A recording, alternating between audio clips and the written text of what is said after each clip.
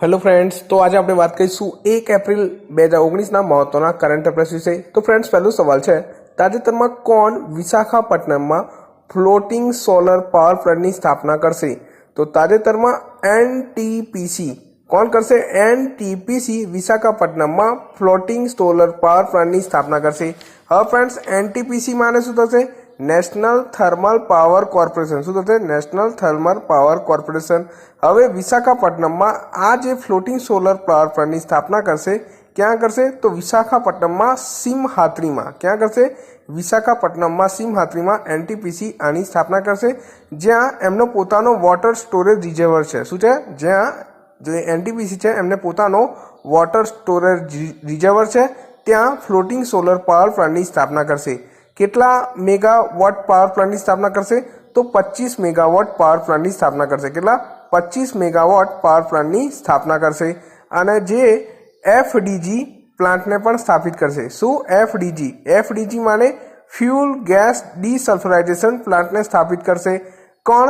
તો એનટીપીસી। હવે અહીં એનટીપીસીની વાત થઈ છે, તો એનટીપીસી વિશે પણ થોડું જાણી લઈએ। એનટીપીસીના ડાયરેક્ટર છે ગુરુદીપ સિંહ। કોણ છે? એનટીપીસીના ડાયરેક્ટર છે ગુરુદીપ સિંહ। ફ્રેન્ડ્સ, નામ યાદ રાખી લો। તમે નોટ્સ બનાવતા હોય તો નોટ્સ બનાવવાનું સ્ટાર્ટ કરી દો। આ મંથમાં તમને ઘણા એવા એક્સ્ટ્રા ફેક્ટ મળશે જે તમારી એક્ઝામ રિગાર્ડિંગ ઘણા હેલ્પફુલ રહેશે।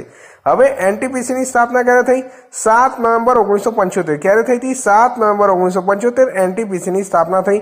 અને એનટીપીસીનું હેડક્વાર્ટર ક્યાં છે? દિલ્હી ખાતે છે। ક્યાં છે? દિલ્હી ખાતે છે એનટીપીસીનું હેડક્વાર્ટર। તો એનટીપીસી વિશે આપણને આટલું ખ્યાલ હોવું જોઈએ। ત્યારબાદ છે, તાજેતરમાં ફેસબુકે જનરલ ઇલેક્શન માટે કયા ટૂલને લોન્ચ કરી? શું છે? તાજેતરમાં ફેસબુકે જનરલ ઇલેક્શન માટે કયા ટૂલને લોન્ચ કર્યું? તો કેન્ડિડેટ કનેક્ટ અને શેર યુ વોટ। શું છે? કેન્ડિડેટ કનેક્ટ અને શેર યુ વોટ નામના 2 ટૂલ લોન્ચ કર્યા। શું કર્યું છે? એક તો કેન્ડિડેટ કનેક્ટ અને શેર યુ વોટ। હવે તમને ખ્યાલ આવી ગયો છે કે ભાઈ કેન્ડિડેટ કનેક્ટમાં કેવું હશે કે જે ઉમેદવારો વિશે માહિતી પ્રદાન કરશે, જેમ કે તમારા એરિયામાં અથવા તમારા જિલ્લામાં જે લોકસભાની જે સીટ હોય છે એના એ ક્ષેત્રમાં કયો ઉમેદવાર ઊભો રહ્યો છે એ ઉમેદવાર વિશે તમામ માહિતી આપવામાં આવશે કેન્ડિડેટ કનેક્ટ ટૂલ દ્વારા। અને શેર યુ વોટમાં કેવું કે જે પોલિંગ ઇન્ફોર્મેશન બતાવશે। શું બતાવશે? Polling information. હવે જનરલ ઇલેક્શનની વાત થઈ છે, તો લોકસભાની આ કેટલામી ઇલેક્શન છે જે હાલમાં યોજાઈ રહી છે? તો આ 17મી છે। કેટલામી છે? 17મી છે લોકસભાની આ ચૂંટણી। તો આના વિશે ખબર હોવું જોઈએ। હવે ઇલેક્શન કમિશનની વાત થઈ છે। કોની વાત થઈ છે? ઇલેક્શન કમિશનની।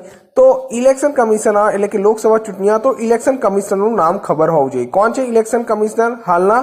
તો સુનિલ અરોરા। કેટલામાં છે? 23માં। તો આપણને આના વિશે પણ માહિતી હોવી જોઈએ। ત્યારબાદ છે, તાજેતરમાં કયા રાજ્યના ઇલેક્શન કમિશનરે પીડબ્લ્યુડી એટલે કે ઇલેક્શન કમિશને પીડબ્લ્યુડી એપ શરૂ કરી?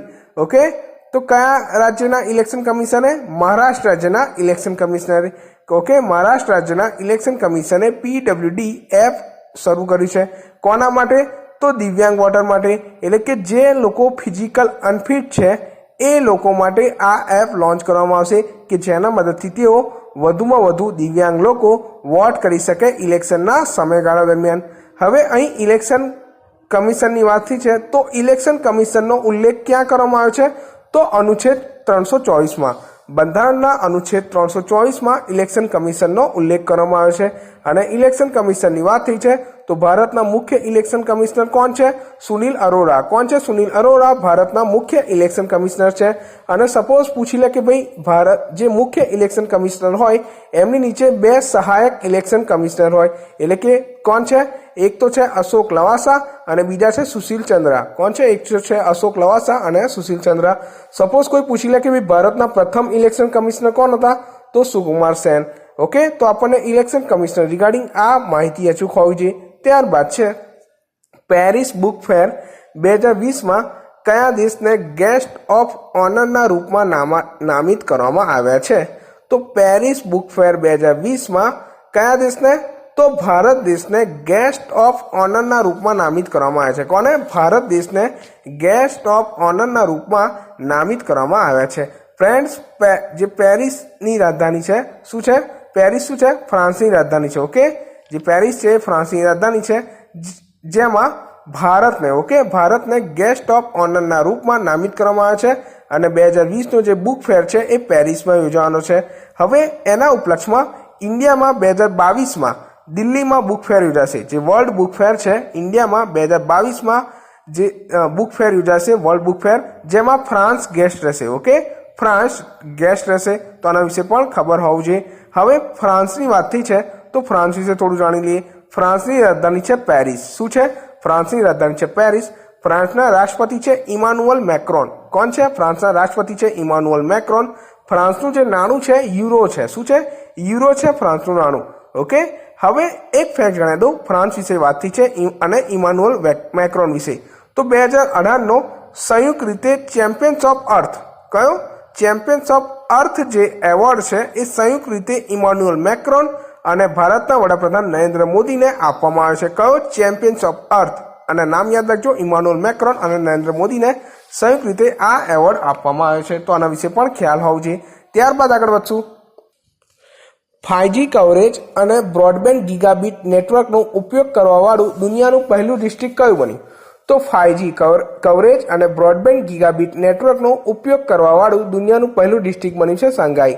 કયું બન્યું છે? સંઘાઈ બન્યું છે, જે 5G બ્રોડબેન્ડ ગીગાબીટ નેટવર્કનો ઉપયોગ કરવાવાળું દુનિયાનો પહેલો જિલ્લો. આના પહેલા 5G તો ઘણી જગ્યાએ યુઝ થાય છે, પણ સંપૂર્ણ જિલ્લો જે બન્યું છે એ સાંઘાઈ બન્યું છે, જે ચીનમાં આવેલું છે. જે 5G છે એ નેક્સ્ટ જનરેશન ટેકનોલોજી છે. 5G 4G કરતાં ઘણું ફાસ્ટ છે. કેટલા ગણું? 10 થી 100 ગણું ફાસ્ટ છે 4G કરતાં. અને સંપૂર્ણ જિલ્લામાં 5G ઉપયોગ કરનાર પ્રથમ જિલ્લો બનશે. સાંઘાઈ. હવે જે સાંઘાઈ છે ક્યાં આવેલ છે? ચાઇનામાં. તો ચાઇના વિશે પણ થોડું જાણી લઈએ. ચાઇનાનું પાટનગર છે બેઇજિંગ. શું છે? ચીનનું જે પાટનગર છે બેઇજિંગ છે. નાણું છે રેનમિન્બી. શું છે? નાણું છે રેનમિન્બી. અને જે ચીનના રાષ્ટ્રપતિ કોણ છે? તો સી જિનપિંગ. શું છે? સી જિનપિંગ છે ચીનના રાષ્ટ્રપતિ. તો ચીન વિશે આપણને આટલી માહિતી હોવી જોઈએ. ત્યારબાદ છે તાજેતરમાં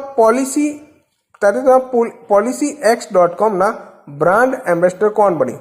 તો તાજેતરમાં policyx.comના બ્રાન્ડ એમ્બેસેડર બન્યા છે વિરેન્દ્ર સહેવાગ. કોણ બન્યું છે? વિરેન્દ્ર સહેવાગ policyx.comના બ્રાન્ડ એમ્બેસેડર બન્યા છે. હવે જે policyx.com છે તે ઓનલાઈન ઇન્સ્યોરન્સ વેબ એગ્રીગેટર છે. શું છે? ઓનલાઈન ઇન્સ્યોરન્સ વેબ એગ્રીગેટર છે policyx.com. હવે વિરેન્દ્ર સહેવાગની વાત થઈ છે તો વિરેન્દ્ર સહેવાગ વિશે તમને એક રેકોર્ડ ખબર હોવો જોઈએ. શું ખબર હોવું જોઈએ? વિરેન્દ્ર સહેવાગ એકમાત્ર ભારતીય છે જેમના નામે 2 ટ્રિપલ સેન્ચુરી છે. કેટલી? 2 ટ્રિપલ સેન્ચુરી બનાવનાર એકમાત્ર ભારતીય છે. કોણ? વિરેન્દ્ર સહેવાગ. તેમનો ટેસ્ટમાં સર્વોચ્ચ સ્કોર છે 319, વન ડેમાં સર્વોચ્ચ સ્કોર છે 219 અને T20માં તેમનો સર્વોચ્ચ સ્કોર છે 119.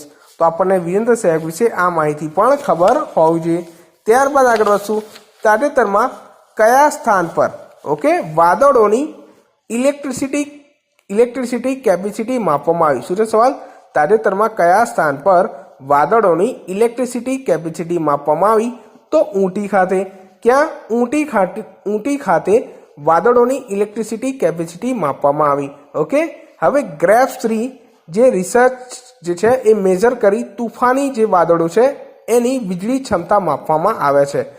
જે તુફાની વાદળો છે એની વીજળી ક્ષમતા માપવામાં આવે છે. હવે એવું પૂછવામાં કે ભાઈ સૌ પ્રથમ વખત ક્યારે માપવામાં આવ્યું હતું? તો 1 ડિસેમ્બર 2014માં.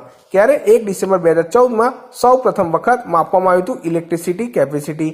ગયા વખત કરતાં આ વખતે વધુ છે જે મેજર કરવામાં આવ્યું ઇલેક્ટ્રિસિટી કેપેસિટી. તો આના વિશે આપણને ખ્યાલ હોવો જોઈએ. ત્યારબાદ આનો લાસ્ટ ક્વેશ્ચન. 2019નો પીબાડી કેરિયર એચિવમેન્ટ એવોર્ડ કોને મળશે? શું છે સવાલ? 2019નો પીબાડી કેરિયર એચિવમેન્ટ એવોર્ડ કોને મળશે? તો રીતા મોરેનાને. કોને? રીતા મોરેનાને 2019નો પીબાડી કેરિયર એચિવમેન્ટ એવોર્ડ મળશે. હવે ક્યારે અપાશે આ એવોર્ડ? મે 2019માં આ એવોર્ડ અપાશે. ક્યારે? મે 2019માં આ એવોર્ડ અપાશે. જે લોકો પોતાના કામથી જે સોશિયલ સાઇટ છે પોતાનું નામ કરી લીધું હોય અને ફોલોઅર્સ ગેઇન કરી લીધા હોય તેમને આ એવોર્ડ આપવામાં આવે છે. તો પીબાડી કેરિયર એચિવમેન્ટ એવોર્ડ કોને મળ્યો? રીતા મોરેનાને. ક્લિયર છે? તો હોપફુલ ફ્રેન્ડ્સ તમને આ વિડીયો હેલ્પફુલ રહેશે. જો વિડીયો હેલ્પફુલ હોય તો વિડીયોને લાઇક કરી શેર જરૂર કરી લેજો અને તમને મારું કામ યોગ્ય લાગતું હોય તો આ ચેનલને સબસ્ક્રાઇબ અચૂક કરી લેજો. તમારા મિત્રોને આ વિડીયો જરૂર શેર કરજો જો તમને મારું કામ આ યોગ્ય લાગતું હોય. અને હવેથી તમારા માટે ડેલી 2 લાઈવ સેશન રહેશે એક્ઝામ સુધી. ઓકે, તો લાઈવ સેશન જરૂર અટેન્ડ કરજો. હાલમાં ઇતિહાસ અને આજે લગભગ ભૂગોળ સિરીઝ ચાલુ કરીશું. ઇતિહાસ સિરીઝ ચાલુ છે, કાલનો એક વિડીયો દેખી લેજો ઇતિહાસનો, જે 44 થી 45 મિનિટનો છે, જેમાં તમારા ઇતિહાસના શરૂઆતથી વાતચીત કરવામાં આવે છે ધોરણ સ્ટાન્ડર્ડ 6 થી. ઓકે, સ્ટાન્ડર્ડ 6 પતી ગયું છે. આજે સ્ટાન્ડર્ડ 7 પર ચર્ચા કરીશું ઇતિહાસમાં. ક્લિયર છે? બપોરે 12 વાગે. તો નેક્સ્ટ વિડીયો સાથે જલ્દીથી મળીએ. ત્યાં સુધી વાંચતા રહો અને તૈયારી કરતા રહો.